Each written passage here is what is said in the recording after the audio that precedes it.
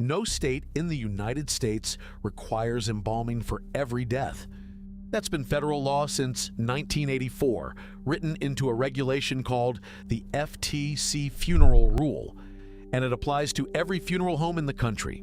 And yet, in January of 2024, the Federal Trade Commission sent investigators to call funeral homes across the country, posing as people trying to arrange a burial.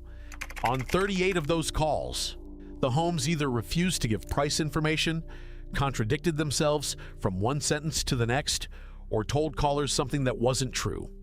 On at least one of those calls, a funeral home cited a local health code that didn't exist to justify a procedure the caller had never asked about. That procedure was embalming. This isn't an isolated story.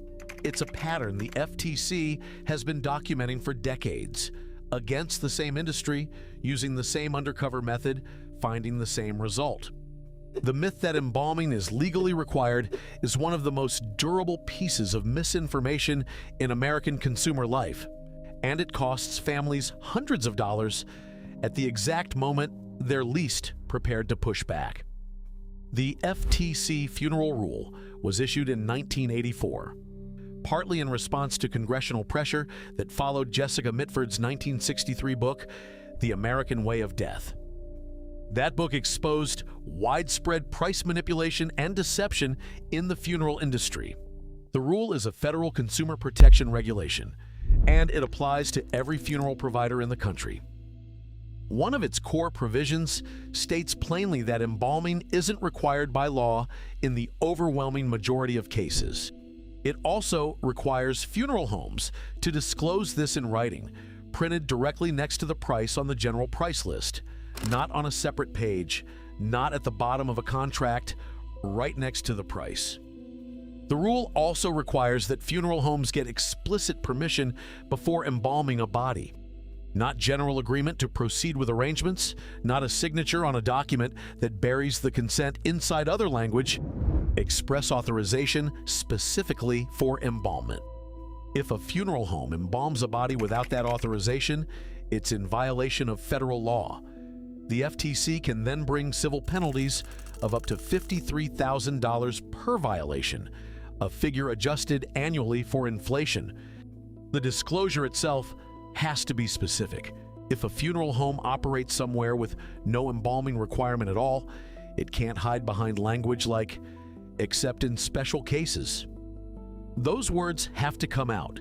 The disclaimer has to match the local reality.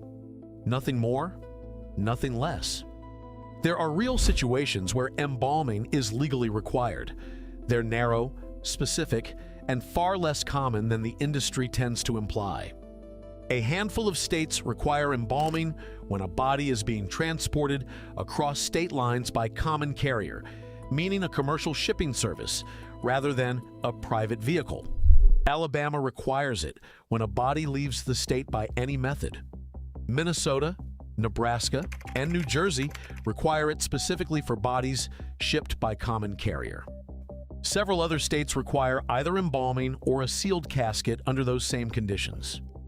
Even within those states, however, the rules are inconsistently enforced.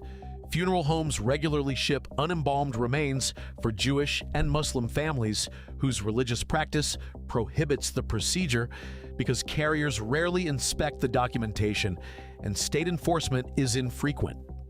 The requirement exists in statute. Its application in practice is far softer than funeral homes tend to suggest when they're billing for the service. Outside of interstate transport, the remaining exceptions mostly involve time. If a body won't be buried or cremated within a certain number of days, some states require either embalming or refrigeration. Refrigeration satisfies that requirement in every state that has it. And for families choosing direct cremation or immediate burial, two of the most common alternatives, no preservation is required whatsoever. A funeral home that tells a family embalming is required when any of these alternatives are available isn't giving them the full picture. In May of 2012, the United States Attorney for the Southern District of New York filed charges at the FTC's request against Harrison Funeral Home, Inc. in Harrison, New York, and its owner, John Balsamo. The charges came after FTC staff posed as consumers seeking to make funeral arrangements. During those inspections, the home failed to provide an itemized general price list at the start of in-person discussions. It failed to provide a casket price list before showing caskets, and it failed to provide an outer burial container price list before those containers were discussed. All three are explicit requirements of the FTC Funeral Rule. The court entered a consent judgment in January of 2014. Balsamo and the home agreed to pay $32,000 in civil penalties and were permanently barred from future violations. The case wasn't unusual. The FTC conducts undercover inspections of funeral homes every year and has been doing so since the rule was enacted. Harrison was one of multiple enforcement actions filed in the same period against homes in New York and Brooklyn. For first-time offenders, the FTC typically offers an alternative to litigation. The Funeral Rule Offenders Program, known as FROP, administered by the National Funeral Directors Association. The program runs for 3 years and covers legal review of price disclosure requirements, ongoing training, testing, and compliance monitoring. Participants make a voluntary payment to the U.S. Treasury instead of a civil penalty. It's a structured second chance built directly into the enforcement system. Some homes complete it and still reoffend. Blair-Mazzarella Funeral Home in New York City is one of them. Its operator, James D'Onofrio, enrolled in FROP in 2003 after an initial violation.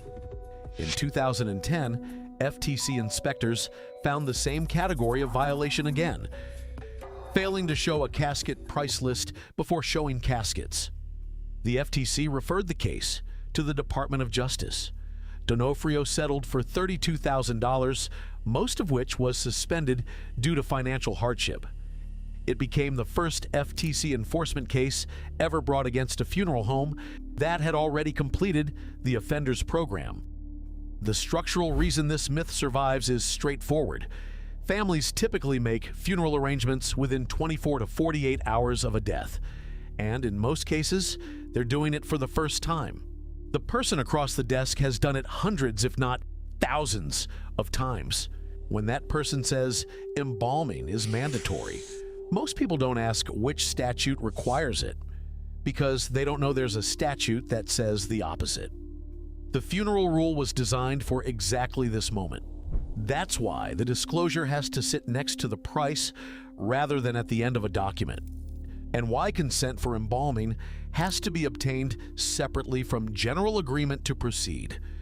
The rule was built to interrupt the transaction at the point where the misrepresentation is most likely to happen.